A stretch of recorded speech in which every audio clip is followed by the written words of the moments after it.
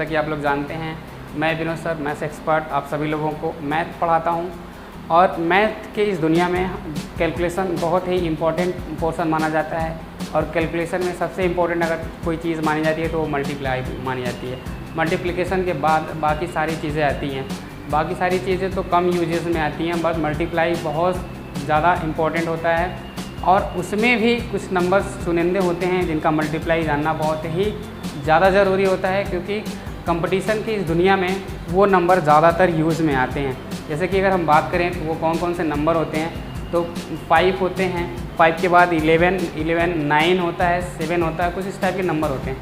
तो हम लोग आज जो सीखने वाले हैं वो सीखने वाले हैं मल्टीप्लाई ऑफ 5, यानी कि 5 का मल्टीप्लाई कैसे करते हैं, 5 का मल्टीप्लाई कैसे करते हैं, मल्टीप्लाई ऑफ 5 मतलब इस 5 का कैसे मल्टीप्लाई करते हैं किसी नंबर में, वो हम लोग सीखने वाले हैं। आप लोग सोच रहे होंगे कि सर ये क्या कौन सी बात है, मतलब 5 का मल्टीप्लाई किसको नहीं आता है। तो आप सच मानो तो आपको नहीं आता है, अगर आपको आएगा तो वो कम से कम समय में कर पाओगे। जैसे अगर हम एक बात करिए, एक छोटा सा क्वेश्चन मैं आपके सामने यहाँ पे रखने जा रहा हूँ। 125 गुना 864 लिखा गया है। ये अगर आप इस क्वेश्चन को अगर इसको मल्टीप्लाई करो तो कितना समय लगेगा।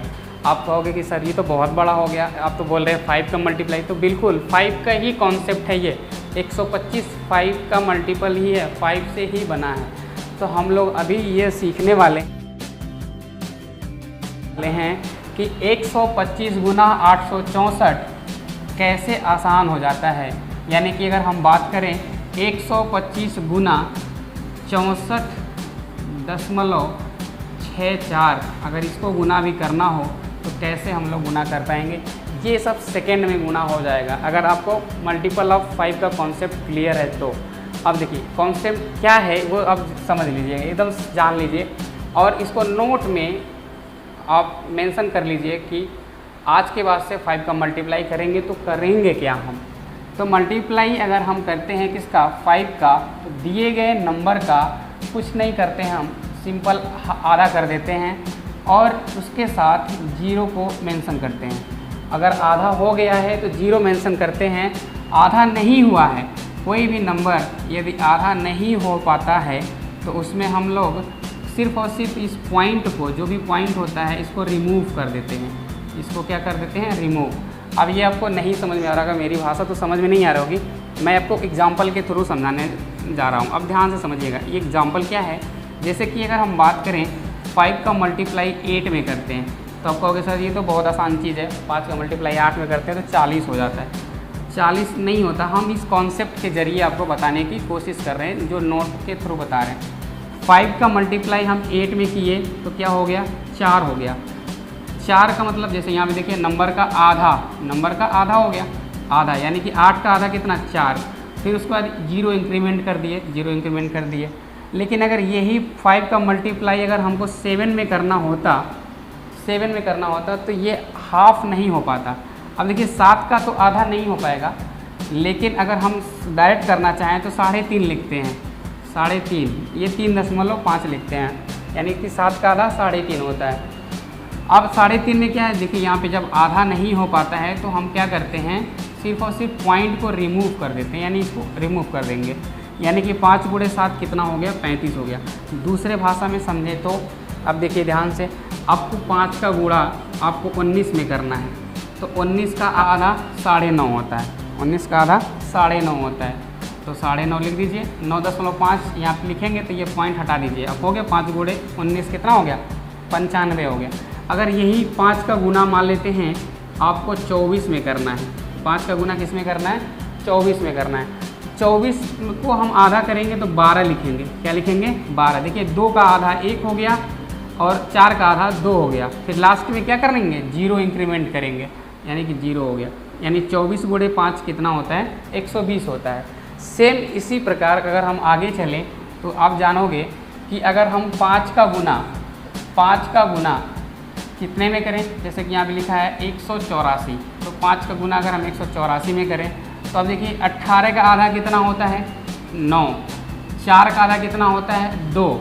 0 इंक्रीमेंट कर देंगे, हो गया 184 गुणे 5 कितना हो गया, 920। अगर ऐसे ही हम 5 का गुना बड़े से बड़े नंबर में भी करें, जैसे कि 8 6 4, इसमें गुणा करें तो कितना होगा? सिंपल, सबका हाफ लिख लीजिए आप। 8 का आधा कितना हो गया? 4, 6 का आधा कितना हो गया? 3, 4 का आधा कितना हो गया? 2 और एक जीरो लगा लीजिए। तो यानी कि 864 का गुणा अगर हम 5 में करें तो कितना आने वाला है आंसर? तो 4320 आने वाला है। सेम प्रोसेस अगर हम करें यही चीज़ कि अगर ये 5 ना होकर के 25 हो, 5 ना होकर के 25 हो, या फिर बहुत सारे बच्चों के दिमाग में, अभी आपके दिमाग में ये बात आ रही होगी कि सर ये कोई ज़रूरी नहीं कि ऐसे ही नंबर दिया गया, कुछ नंबर इस प्रकार का होगा जो हाफ नहीं होगा। अरे ऐसा कौन सा नंबर बना है जिसका हाफ नहीं होगा? हाफ तो सारे नंबर का भी होता है। 137 का हाफ नहीं हो रहा है, चलिए हम आपको हाफ करके दिखाते हैं। ये आपका 13 है ना, तो 13 ना समझिए इसको, आप समझिए 12 समझेंगे तो 12 का आधा कितना? 6। अब यहाँ से 1 बच जाएगा, वो 7 के पास चला जाएगा तो हो जाएगा 17। उसको 17 ना समझिए, 16 समझिए। 16 का आधा होता है कितना? 8। अब बच गया आपका 1, और 1 का आधा सबको पता है क्या होता है? 1 का आधा तो आधा ही होता है, यानी कि सिर्फ और सिर्फ 0.5 होता है। तो 0.5 हो गया। अब 0.5 में हम क्या कहते हैं कि जब दशमलव आ जाए तो दशमलव को रिमूव कर दीजिए, सीधे सीधे आपका ये आंसर हो जाएगा। 5 का मल्टीप्लाई करके देख लीजिए। 5 सत्ते 35 के 5 कितना हासिल हो गया? 3। 5 3 15, 15 3 18 हासिल हो गया 1। 5 कन्ने 5, 5 और 1 6। तो देख पा रहे हैं 685 और 685 क्या है? सेम आ रहा है, यानी कि आप मल्टीप्लाई करना धीरे धीरे सीख गए हो। किसका? 5 का। अब देखिए हम फिर अभी 5 के बाद 25 भी करने वाले हैं। पहले 5 तो क्लियर हो जाए आपका। 5 गुना 1 6 7 3 गुना करने वाले हैं हम लोग। देखिए अब ये पूरा पूरा आधा हो रहा है 16, इसमें 8 में, बट ये 7 नहीं हो रहा है आधा, तो 6 तो आधा होगा। तो कितने में? 3 में। यहाँ से 1 बच जाएगा, इधर हो जाएगा, चला जाएगा 13। 13 का आधा होता है 6.5। 6.5 को लिखेंगे 6.5, दशमलव हटा दीजिए। अब ये हो गया आपका मल्टीप्लाई, यानी कि 5 गुना 1673 करेंगे तो कितना आने वाला है? 8365 आने वाला है। ये सारी चीज़ें बहुत ही इंपॉर्टेंट होती हैं। ये कैलकुलेशन आपको बहुत कामगर साबित होगा जब भी हम कोई क्वेश्चन सॉल्व करेंगे। वहाँ पे एक अभी हम लोग क्वेश्चन सॉल्व कर रहे थे पीछे, तो वहाँ पे मल्टीप्लाई आ गया था। क्या मल्टीप्लाई आया था कि 125 गुना था और लिखा गया था 16.4, ऐसे था 125 16.4 लिखा था। अब बच्चे को अगर 5 का कॉन्सेप्ट क्लियर है तो ये नो डाउट आप बहुत आराम से सॉल्व कर लेगा। वो क्या कहेगा कि सर बहुत आसान सी बात है, ये जो 125 है ना, ये तो 5 गुना 5 लिखा गया है, 3 बार 5 लिखा गया है, यानी कि जो ये नंबर है ना वो 3 बार आधा कर देंगे, बस मल्टीप्लाई हो जाएगा। एक बार आधा करेंगे तो ये आपका हो जाएगा 8, ये हो जाएगा 2, ये हो जाएगा कितना? 8 और 2। एक बार आधा हो गया, दशमलव हट गया, जीरो लगने का मतलब दशमलव हट गया। एक बार इसका आधा कर लेंगे, 4 हो गया, इसका आधा कर लेंगे 2 का, तो 1 हो गया 1, अब जीरो लग गया। तो 2 बार आधा हो गया, एक बार आधा यहाँ होगा, एक बार आधा यहाँ होगा, फिर एक बार आधा कर लीजिए, 4 का आधा 2, और ये देखिए तो ये आपका 10 है, 10 का आधा कर लीजिए कितना होता है? तो ये हो गया 5। अब देखिए ऐसे समझिए कि ये 10 है तो 10 का आधा 5 होगा तो 0.5 लिखेंगे, तो 0.5 हो गया। लास्ट में 0 है तो ये आपका 0 हो गया। यानी कहने का मतलब ये हो गया कि 125 का गुना हम 16.4 में करेंगे तो आंसर कितना आने वाला है? 2050 आने वाला है। एकदम नॉर्मल वे में आप कर सकते हो। अभी इसके पहले अगर हम बात करें कि जो क्वेश्चन हम आपको दिए थे, यहाँ देखिए 125 गुना 864 यहाँ पे दे रखे हैं आपको। अब इसका मल्टीप्लाई करें तो कह रहे सर बहुत आसान हो गया अब तो। अब इसका आधा एक बार कर लेंगे, 4 हो गया, 3 हो गया, 2 हो गया, एक बार आधा हुआ, फिर एक बार आधा और कर लेंगे, 2 हो गया। अब उसके बाद ये देखिए यहाँ पे 0 आ जाएगा क्योंकि ये दोनों एक साथ आधा होगा, 32 का आधा 16 है। अब फिर इसका आधा कर लीजिए, तो इसका आधा तीसरी बार करेंगे, वही मल्टीप्लाई आपका हो जाएगा इसका, यानी 20 का आधा 10 और 16 का आधा 8 होगा, तो 0.8 हो गया और लास्ट में 0 आपका लगेगा ही लगेगा। तो इस तरीके से आप गुणा कर पाओगे। यहाँ पे आधा करिए थे तो 1 0 बढ़ा था, यहाँ पे आधा किए थे तो 2 0 बढ़ा था। अब देखिए यहाँ पे 2 0 बढ़ा था, अब यहाँ पे कितना हो जाएगा टोटल?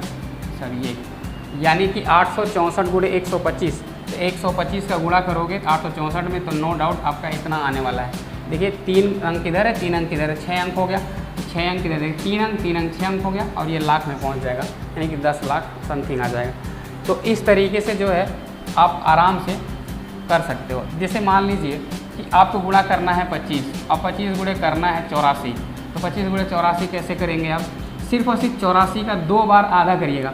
एक बार आधा करेंगे तो 42 होगा, एक बार आधा करेंगे 42 होगा, एक बार आधा करेंगे 21 होगा। 2 बार आधा किए हैं तो 2 जीरो आप इंक्रीमेंट कर दीजिए, यानी कि 21 हो गया, और 2 बार आधा किए हैं तो 2 बार जीरो हो गया।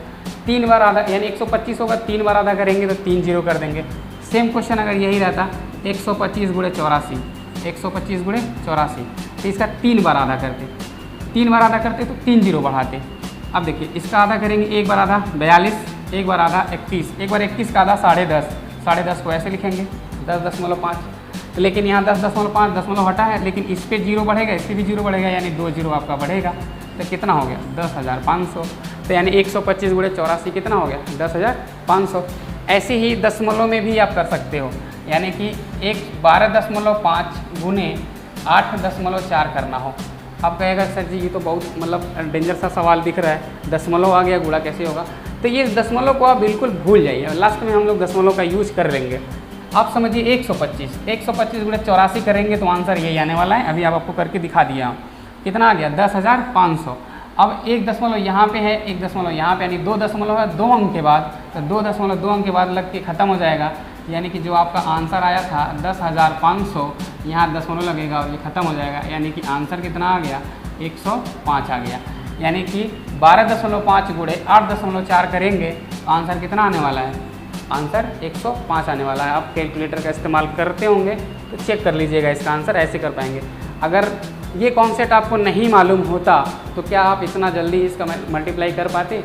125 का मल्टीप्लाई छोड़िए आप, 25 यानी 2.5 का भी मल्टीप्लाई नहीं कर पाते। जैसे कि अगर एक मल्टीप्लाई हम आपको दें, ये 12.5 गुने 2.6 ये गुना दें, तो आप नो डाउट नहीं कर पाते अगर इसका कॉन्सेप्ट पहले से नहीं मालूम होता तो। आपको समय बहुत ज़्यादा लग जाता है, और यही सब क्वेश्चंस क्या करते हैं, टफ बना देते हैं एग्ज़ाम में। जब भी मल्टीप्लाई आ जाएगा आपको लगेगा टफ है, कभी कभी 9 आ जाएगा, कभी कभी 11 आ जाएगा। तो हम लोग अगले क्लास में 9 का भी सीखेंगे और उसके अगले क्लास में हम लोग 11 का भी सीखेंगे। हर क्लास में हम लोग एक नया कॉन्सेप्ट सीखेंगे। अब ये होमवर्क है, आप लोग अपने से करिएगा। करने के बाद कैलकुलेटर से मैच कराइएगा कि आपका आंसर सही आ रहा है। यदि आ रहा है तो नो डाउट आप इस कॉन्सेप्ट को सीख चुके हो। चलिए आज के लिए इतना ही, बाय बाय, टेक केयर।